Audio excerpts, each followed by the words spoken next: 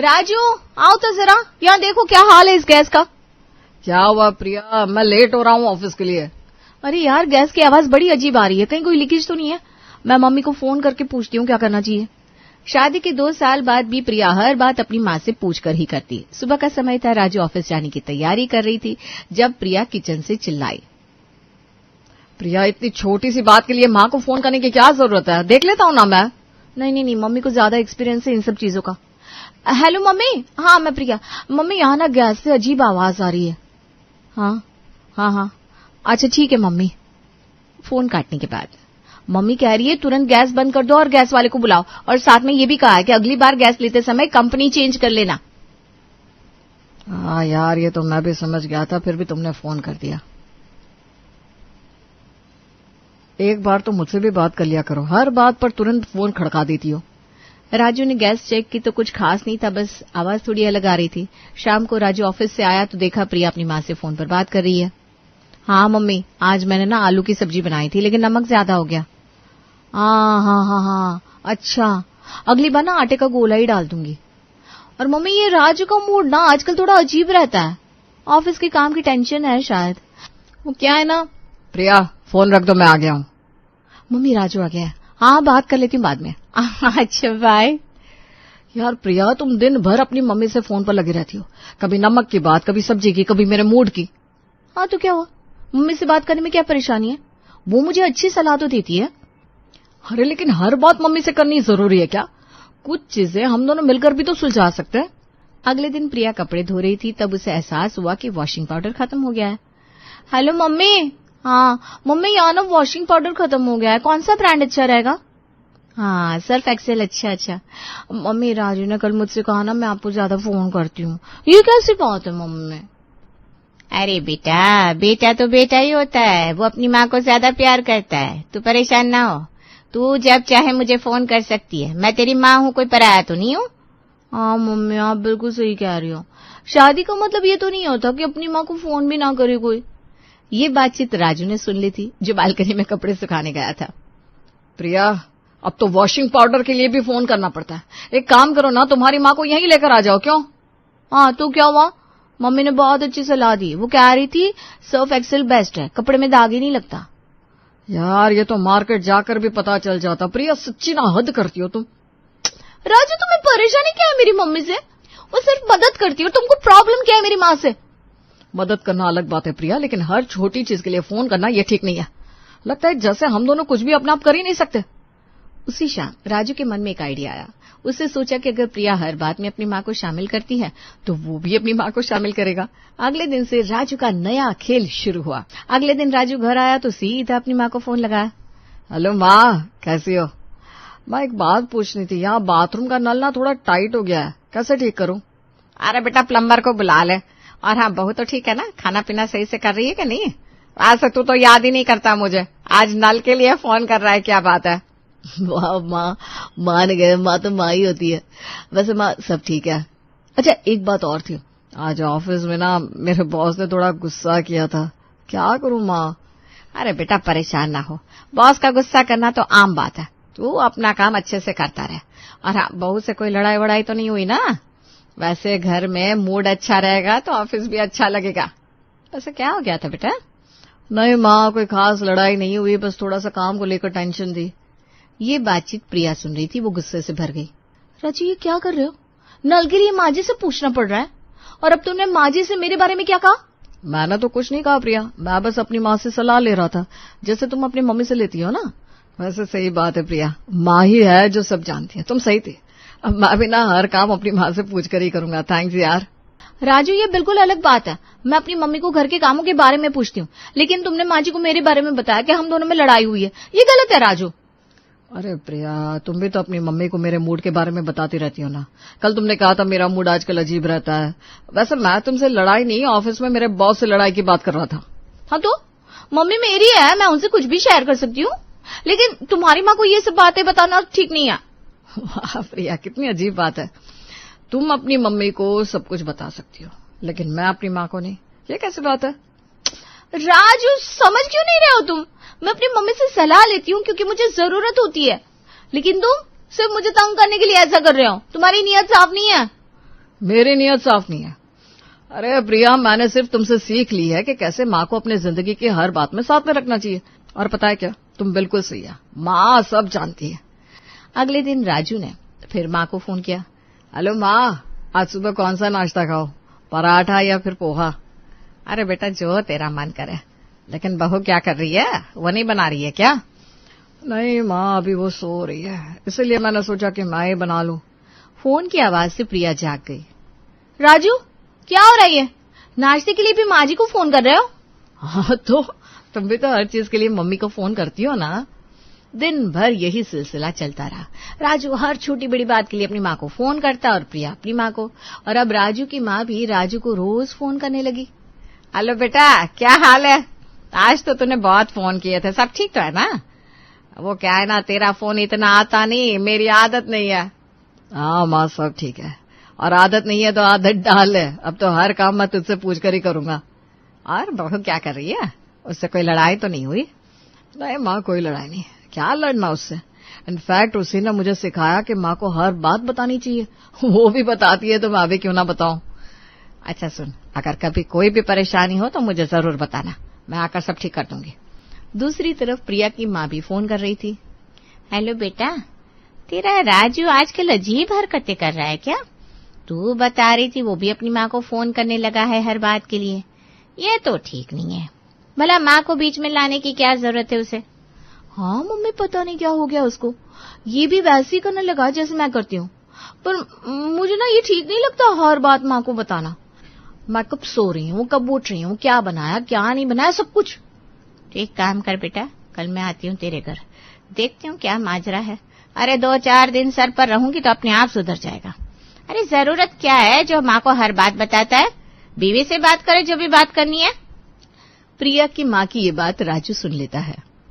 प्रिया, अब तो तुम्हारी मम्मी भी आने वाली है। अच्छा, अब तुम फोन नहीं करोगी क्यों, सीधे बात ही करोगी? हाँ तो कोई परेशानी है? बेटी हूँ मैं इनकी, जितना ये घर मेरा है उतना उनका भी हक है।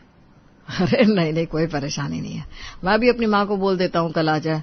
वो क्या है ना, मेरे फोन का नेटवर्क भी ठीक नहीं है, माँ आ जाएगी तो सीधे सीधे बात कर लूंगा रोज। क्यों? अगले दिन दोनों की माँ एक साथ पहुंच गई। बहू क्या बात है, तुम दोनों में सब ठीक तो है ना, इसने तुरंत आने को कहा? हाँ माँ जी, सब ठीक है, बस राजू आजकल हर बात के लिए आपको फोन करने लगा है, पता नहीं क्या हो गया है। मैंने कहा भी माँ जी को क्यों परेशान करते हो। राजू बेटा, तुम मेरी बेटी को परेशान तो नहीं कर रहे हो ना? जो तुमको माँ की याद ज्यादा आने लगी है। अरे नहीं नहीं माँ जी, मैं प्रिया को बिल्कुल परेशान नहीं कर रहा हूँ, बस मैं भी वही कर रहा हूँ जो प्रिया करती है। देखिए, वो भी हर बात आपको करती है ना, वैसे ही मैं भी अपनी बात अपनी माँ से शेयर करता हूँ। क्यों प्रिया? क्या मतलब है तुम्हारा? अरे मम्मी, प्रिया हर छोटी बात के लिए अपनी मम्मी को फोन करती है, गैस की आवाज के लिए, वॉशिंग पाउडर के लिए, नमक ज्यादा होने के लिए। तो मैंने सोचा मैं भी आपको फोन किया करूंगा। अरे तो इसमें क्या बुराई है, बेटी माँ से ही सलाह ले रही है, इसमें बुरा लगने वाली क्या बात है? हाँ बिल्कुल सही कह रही हैं समधन जी आप, लेकिन बेटा भी तो माँ से सलाह ले सकता है, इसमें आपको क्यों बुरा लग रहा है? अगली सुबह, माँ क्या खाओगी, पराठा बनवा लूं या कुछ और खाने का मन है? माँ तुम बताओ क्या बनाओ खाने के लिए, क्या खाओगी? बेटा तू तो आज पूरी सब्जी बना ले, बहुत दिन हो गए पूरी खाए। लेकिन मेरी माँ तो तला भुना नहीं खाती। प्रिया एक काम करो, मेरी माँ के लिए पोहा बना लो। बेटा माँ तला भुना नहीं खाती तो खुद बना ले खाना, मेरी बेटी कोई होटल की शेफ तो है नहीं जो पूरे घर की अलग अलग डिमांड पूरी करती रहे। बेशर्मी की भी हद है, अपनी बेटी को ये सिखा रही है कि ससुराल में सास की सेवा ना करे। अरे हमने भी अपनी सास के लिए उनके मन मुताबिक बनाकर खिलाया है, अब हमारी बारी आई बहू सिखाने की तो आप उसे ये सिखा रही हैं। मम्मी जी, आप मेरी मम्मी से कैसे बात कर रही हैं? राजू देखो मम्मी जी कैसे बात कर रही है मेरी माँ से, समझाओ उनको। अरे मैं क्या समझाऊं, तुम अपनी माँ को देखो ना, जब मेरी माँ तला नहीं खाती तो पूड़ी क्यों बनवा रही है? ये मेरा घर है, मेरी माँ का घर है, वो मेहमान है, मेहमान की तरह रहे। हाँ भाई मैं तो मेहमान हूँ। अच्छा बेटा तो मेरा सामान पैक कर, मैं जा रही हूँ, मैं कभी नहीं आऊंगी। मेहमान वैसे भी 2 दिन के लिए अच्छे लगते, मैं जा रही हूँ बेटा। नहीं नहीं माँ कैसी बात कर रही हो, ये तुम्हारा भी घर है। राजू माफी मांगो मेरी माँ से। अरे ऐसे कैसे माफी मांगेगा वो, शुरुआत तो इन्होंने ही की थी। फिर मेरा बेटा बोला, जैसे तू नहीं सुन सकती अपनी माँ के खिलाफ वो भी नहीं सुन सकता। अरे पोहा बनाने में वक्त कितना लगता है, बन जाता तो क्या हो जाता। अरे ये आई ही क्यों है मेरी बेटी के घर, बेटे का घर बर्बाद करने। प्रिया को समझ में आ जाता है कि उसकी माँ ज्यादा बोल रही है। माँ कैसी बात कर रही हो, ये उनकी बेटी का घर है। खुद भी तू अपने बेटे बहू के सर पर नाचती रहती है, वहां बहू को परेशान करती है, यहाँ बेटी का घर तोड़ रही है। अरे निकल यहाँ से गवार कहीं की। राजू को भी लगता है उसकी माँ ज्यादा बोल रही है। अरे माँ कैसे बात कर रही हो, तमीज से बात करो ना, प्लीज चुप हो जाओ। राजू प्रिया की तरफ देखता है, प्रिया राजू की तरफ। सुनिए जरा, कमरे में चलिए, बात करनी है। हाँ प्रिया, मुझे भी लग रहा है बात करनी जरूरी है। दोनों कमरे में चले जाते हैं और उन दोनों के पीछे दोनों माएं आपस में बात करती है। थैंक्स बहन जी, आपने आने से पहले मुझे फोन करके मेरी गलती बता दी। आप सही कह रही थी, प्रिया हर बात के लिए मुझे फोन करती थी। पहले तो वो मुझे सही लगती थी, लेकिन आपकी बात के बाद पता चला कि मैं कितनी बड़ी गलती कर रही थी। मुझे बुरा नहीं लगता था कि मेरा बेटा मुझे कम फोन करता है, क्योंकि बहू उसका पूरा ख्याल रखती थी, लेकिन इन दिनों वो इस हरकत से काफी परेशान था। आप तो समझदार है, मैंने सोचा आपसे सीधी बात करूं। और ये झूठी लड़ाई का आइडिया भी अच्छा था, कम से कम मेरी बेटी तो सीधे से मानती नहीं जो मैं उसे कहती कि मुझे फोन मत किया कर। दोनों बात कर रहे थे कि कमरे में। देखो मुझे लग रहा है तुम्हारी माँ और मेरी माँ मिलकर कहीं हम दोनों का रिश्ता ही ना तोड़वा दे। अरे सही बोल रही हो, ये दोनों तो कुछ ज्यादा ही लड़ रही है। ऐसा चलता रहा तो अच्छा खासा रिश्ता खत्म हो जाएगा और मैं तुम्हारे बिना नहीं रह सकता। मैं भी, लेकिन अब क्या करें। दोनों बाहर जाते हैं जहां दोनों माएं खड़ी थी। माँ जी, बात ये कि राजू मुझसे कह रहा था कि मैं आपको ज्यादा फोन करती हूँ, इसलिए। मैं तो सिर्फ ये दिखाना चाह रहा था कि ये कैसा लगता है, लेकिन आप दोनों की लड़ाई से हमें डर लग रहा है। दोनों माता एक दूसरे को देखती है। अच्छा तो ये माजरा है। देख बेटा, तू भी गलत है और बहू तू भी। हाँ बिल्कुल, हम माँ बाप है तो बच्चों की मदद करना हमारा फर्ज है, लेकिन हर छोटी बात के लिए नहीं। बहू मेरी बात सुन, तू जब हर छोटी चीज के लिए अपनी माँ को फोन करती है तो राजू को लगता है तू उस पर भरोसा नहीं करती। और राजू बेटा, जब तू भी वैसा ही करने लगा तो प्रिया को भी वैसा ही लगा। मम्मी मैं तो बस आपसे सलाह लेती थी ना। और मैं भी अपनी माँ से बस सलाह ही तो लेता था। देखो बच्चों, सलाह लेने में कोई बुराई नहीं है, लेकिन कुछ चीजें ऐसी होती है जिन्हें तुम दोनों को मिलकर सुलझाना चाहिए। बिल्कुल सही बात, जैसे नमक ज्यादा होना, वॉशिंग पाउडर खत्म होना, ये सब छोटी मोटी चीजें हैं। इनके लिए हम माँ बाप को परेशान करने की जरूरत नहीं है। लेकिन मम्मी मुझे लगता था आपका एक्सपीरियंस ज्यादा है। बहू एक्सपीरियंस तो तब आता है ना जब तुम खुद करोगे, हम हमेशा तो नहीं रहेंगे ना तुम्हारे साथ। माँ जी आप सही कह रही है प्रिया, मैंने भी गलत किया ये सब करके। नहीं राजू, तुमने गलत नहीं किया, तुमने मुझे एहसास कराया कि मैं गलत कर रही हूँ। बस फिर क्या था, मियाँ बीवी चले जाते हैं घूमने और दोनों माँ किचन में मिलकर बनाती है पोहा और पूड़ियाँ भी। पंकज गांव का सीधा साधा लड़का है जो कि शहर में एक अच्छी जॉब करता है। पंकज के अकेले रहने के कारण उसकी माँ पिंकी एक रोज उससे कहती है, बेटा अब तेरी शादी कर देते हैं, फिर बहू के आने से मैं और तेरे पापा भी तेरे पास आकर रह सकेंगे, क्या कहते हो? ठीक है माँ, जैसा तुम सही समझो। पिंकी ये बात पंकज के पिता मुकेश से कहती है। अब लड़के के लिए लड़की देखते हैं, लड़का अच्छी नौकरी कर रहा है, इस तरह अकेले बाहर कब तक रहेगा, खुद से खाना बनाना पड़ता है उसे, बेचारा नौकरी करेगा या खाना पीना झाड़ू पोछा करेगा। हाँ ऐसे भी अब तो शादी करनी होगी, उसके हिसाब से कोई पढ़ी लिखी लड़की देखनी पड़ेगी। हाँ वो तो है। मुकेश अपनी जान पहचान में सबको पंकज के लिए लड़की देखने को कह देता है। पंकज एक अच्छी नौकरी करता है, ये जानकर मुकेश के पास उनके गांव से कितनी लड़कियों के रिश्ते आते हैं, लेकिन वो मना कर देता है क्योंकि उसे अपने बेटे के लिए एक पढ़ी लिखी और मॉडर्न लड़की चाहिए थी। इधर कोमल की माँ आरती को पंकज के बारे में पता चलता है और वो कोमल से कहती है, कोमल इससे अच्छा रिश्ता हमें नहीं मिल सकता, लड़का इकलौता है। क्या मम्मी, इकलौते का मैं अचार डालूंगी क्या? मैं गांव में नहीं रह सकती इन लोगों के साथ। अरे बेटा, लड़का बैंगलोर में जॉब करता है और अकेला रहता है, तुझे तो कुछ करना ही नहीं है, आराम से रहेगी तू। मैंने लड़के की तस्वीर देखी है, लड़का भी सुंदर है। ठीक है तब, लेकिन मैं उसके माँ बाप के साथ नहीं रहूंगी। हाँ, गांव वालों के साथ नहीं रहना मुझे। अरे गांव की लोग कोई जहर नहीं है जो तू ऐसे कह रही है। तुझे इतना अच्छा घर मिल रहा है फिर भी इतने नखरे कर रही है। कोई नखरे नहीं कर रही हूं। अब मैं इतनी पढ़ी लिखी होकर गांव वालों की खिदमत करूंगी क्या? तुझे बाहर रहना है तो गांव वालों का सवाल ही कहाँ आया, और लड़का कितना पढ़ा लिखा है। हाँ तो ठीक है, देखो कोमल अपनी सहेली को फोन करके सब बताती है। उसकी सहेली उससे कहती है, यार तेरी किस्मत बहुत अच्छी है। बैंगलोर कोई छोटी मोटी जगह नहीं है, विदेश के बराबर है। आराम से घूमना तू, शॉर्ट ड्रेसेस पहनकर अपने पति के साथ। डीजे भी है वहाँ। तेरी तो लाइफ सेट है यार, जो मन आए वो करना। हाँ यार, तभी तो मैंने शादी के लिए हाँ बोल दिया और मम्मी को ऐसा दिखाया कि उनके कहने पर मैं शादी कर रही हूँ। और नहीं तो क्या। तभी ना शादी के बाद कुछ हुआ तो तू अपनी माँ को सुना सकती है। तेज तो है ही तू शुरू से। आरती अगवा से कहकर शादी की बात आगे बढ़ाने को कहती है। आरती फिर मुकेश और पिंकी के घर उनसे मिलने जाती है। भाई साहब, मेरे पति तो जवानी में ही चल बसे थे। मैंने कोमल को बहुत मेहनत से पाला है। आज उसी का रिश्ता लेकर आई हूँ। हाँ बहन जी, हमें भी एक अच्छे घर की तलाश थी। लड़की से मिलना चाहेंगे हम। हाँ क्यों नहीं, आप पंकज को बुला लीजिए और फिर मेरे घर कोमल को देखने आ जाइए। अब लड़का लड़की भी एक दूसरे को मिल ले, यही तो आज के ज़माने में ज़रूरी है। हाँ, रिश्ते तो मेरे पंकज के लिए बहुत आए हैं, पर हमें पढ़ी लिखी और मॉडर्न लड़की चाहिए थी जो मेरे पंकज के साथ चले तो अच्छी लगे। बहन जी, मेरी कोमल गुणों की खान है। अच्छा मैं चलती हूँ, आपके आने का इंतज़ार रहेगा। अगले हफ्ते पंकज, मुकेश और पिंकी सब आरती के घर कोमल को देखने आते हैं। आरती अपनी तरफ से खातिरदारी में कोई कमी नहीं छोड़ती।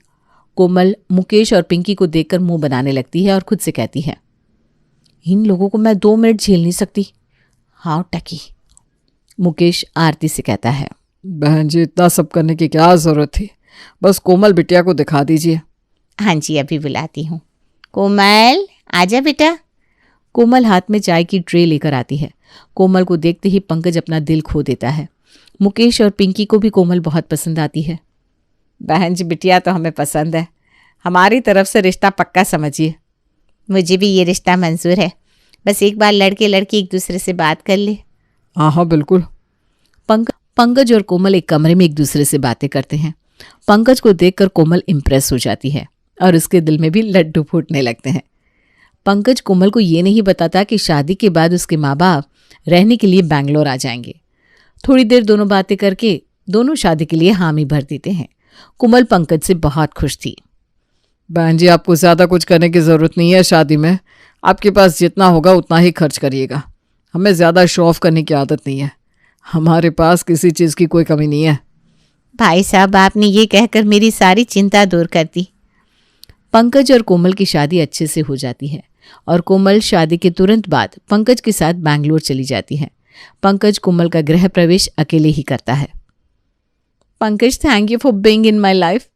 जैसा मैंने चाहा था मुझे वैसा ही ससुराल मिला है।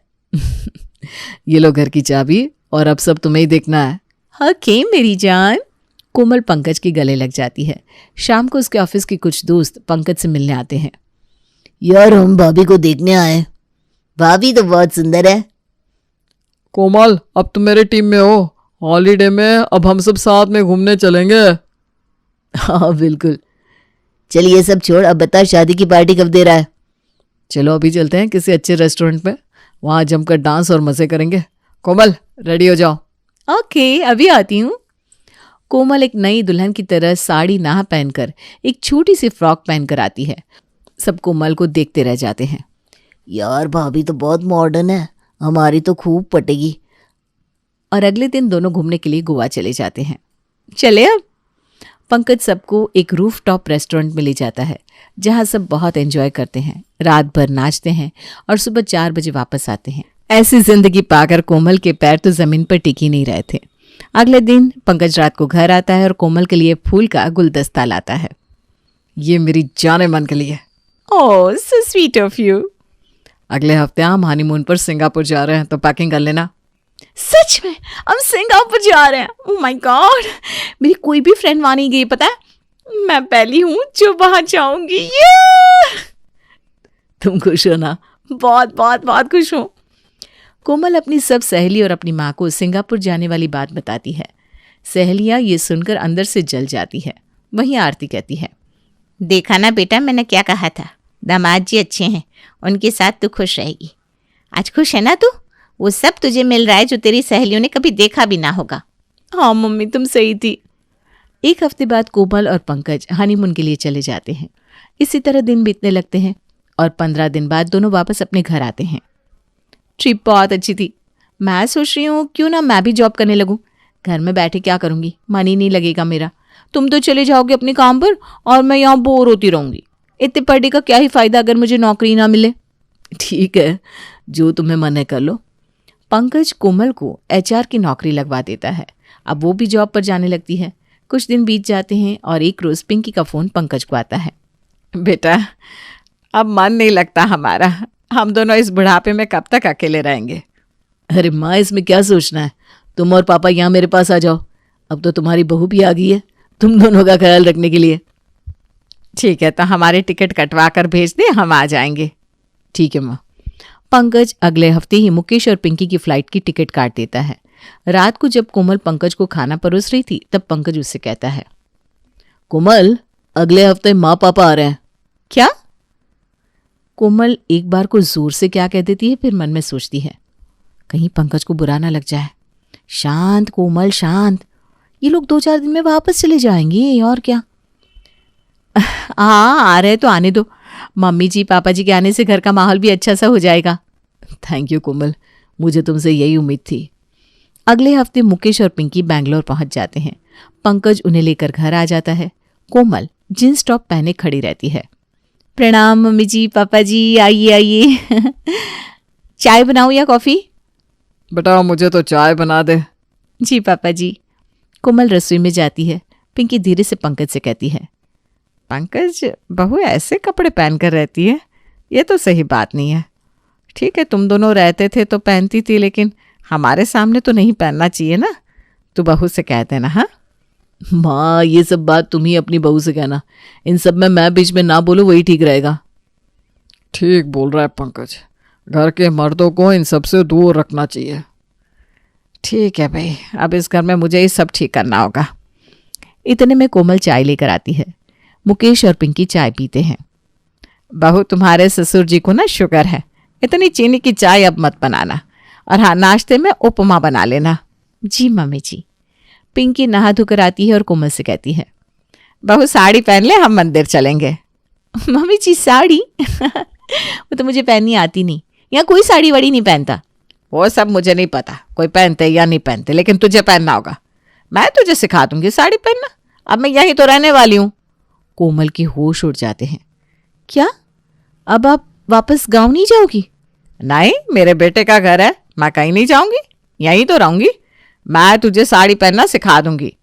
नहीं मम्मी जी, मैं साड़ी नहीं पहनने वाली, मैं सूट ही पहनूंगी। कोमल सूट पहन लेती है और दोनों सास बहू मंदिर जाती हैं। मंदिर से आकर कोमल थक जाती है और कामवाली को फोन करके कहती है, शांति, जल्दी आ जाओ, मेरे सास ससुर आए हैं, खाना बनाना है। बस आपके घर के नीचे ही छूं, आ रही हूँ। शांति ऊपर आती है। तू जल्दी से ना उपमा बना दे, फिर घर की साफ सफाई कर लेना। क्या ये खाना बनाती है? मेरा बेटा इतने दिनों से कामवाली के हाथ का खाना खाता है। मैं और तेरे ससुर जी इसके हाथ का खाना नहीं खाएंगे।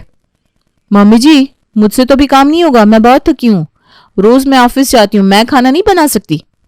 तो मैं बना लूंगी खाना, लेकिन काम वाली के हाथ का तो नहीं खाना खा सकती। जब तुम्हारा पति इतनी अच्छी नौकरी करता है तो तुम्हें क्या जरूरत है नौकरी करने की? शादी के बाद लड़की के लिए उसका घर पहला होता है, बाद में कुछ और। कोई आधे दिन का या वर्क फ्रॉम होम ही ले लो। कोमल मुंह बनाकर अपने कमरे में चली जाती है और इधर पिंकी उपमा बनाती है। सब लोग उपमा खा लेते हैं। शाम को कोमल की कुछ सहेलियां घर आती है। उनको घर में देखकर पिंकी की सांसें ऊपर नीचे होने लगती है। ये कैसे कैसे दोस्त है बहू के। कपड़े देखो, कोई भी अच्छा कपड़ा पहनकर नहीं आई। बहू घर को पूरा बिखेर कर रखती है, बहू को सिखाना होगा तुम्हें। अरे लेकिन ये महारानी सीखने को तैयार हो तब ना। कोमल की दोस्त खा पीकर चली जाती है। तभी पिंकी कहती है, ये सब शोरगुल करने में बहू तू थकती नहीं, और घर का काम करने में तेरे हाथ में दर्द होने लगता है। मम्मी जी, आप तो जब से आई हैं मेरे पीछे पड़ी हैं। ऐसा नहीं है बहू, तुझे ये समझना होगा कि घर जरूरी है पहले। अरे मैं परेशान हो गई हूं आप लोगों से। कोमल अपने कमरे में जाकर रोने लगती है। इतने में ही पंकज आता है और कोमल को एक गुलाब देते हुए कहता है, क्या हुआ कोमल, मेरी रानी क्यों रो रही है? तुम्हारी माँ जब से आई है जीने ही नहीं दे रही है मुझे। अरे थोड़ा तो मैनेज करना होगा ना तुम्हें।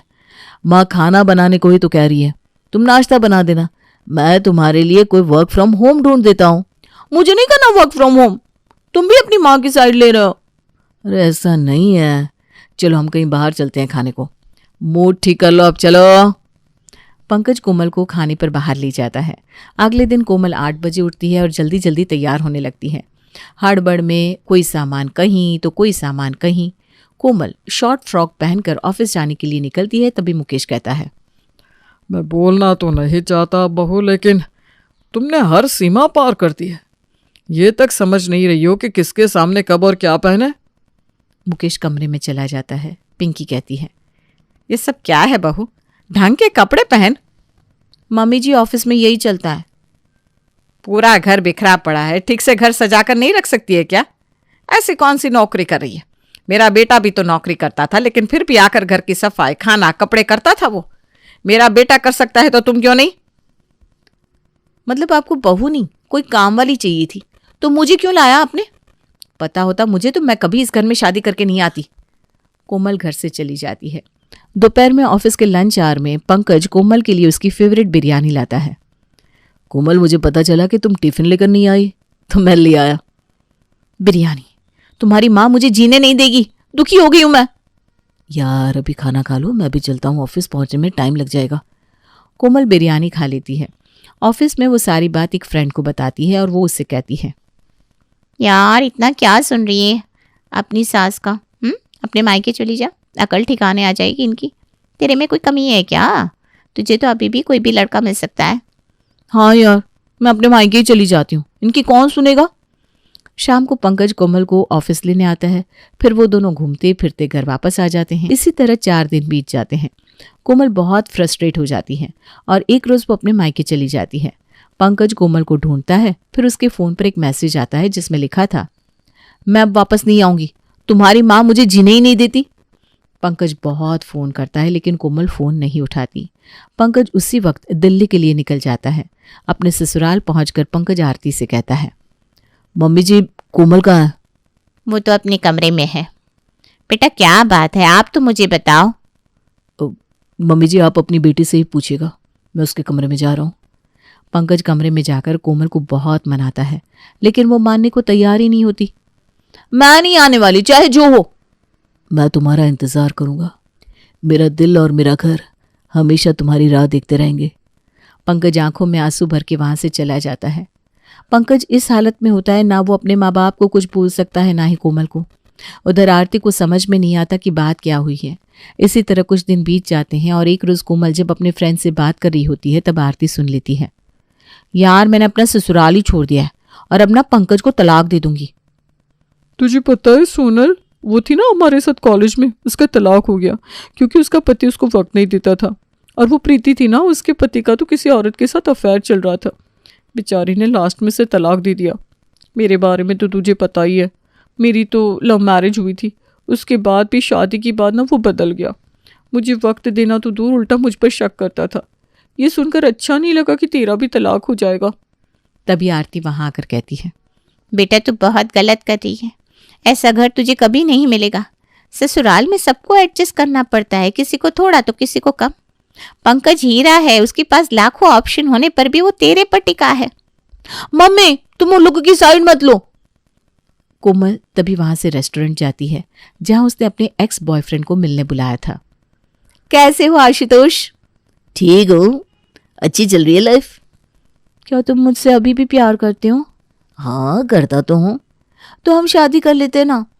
उस वक्त मैंने तुमसे शादी ना करके बहुत बड़ी भूल की थी। पगला गई हो क्या तुम? दिमाग ठीक है ना? मैं और तुमसे शादी करूंगा।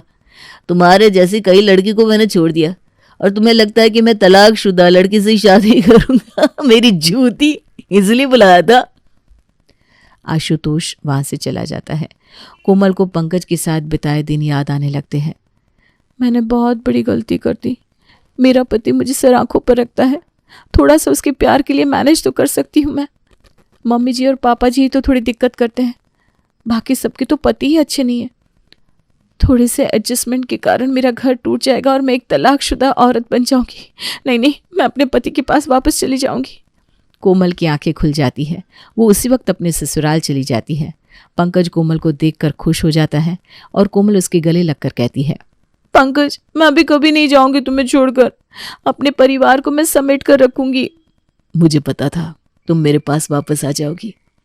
मुकेश और पिंकी भी खुद को थोड़ा बदलने की कोशिश करते हैं और अब कोमल अपने परिवार के साथ हंसी खुशी रहती है।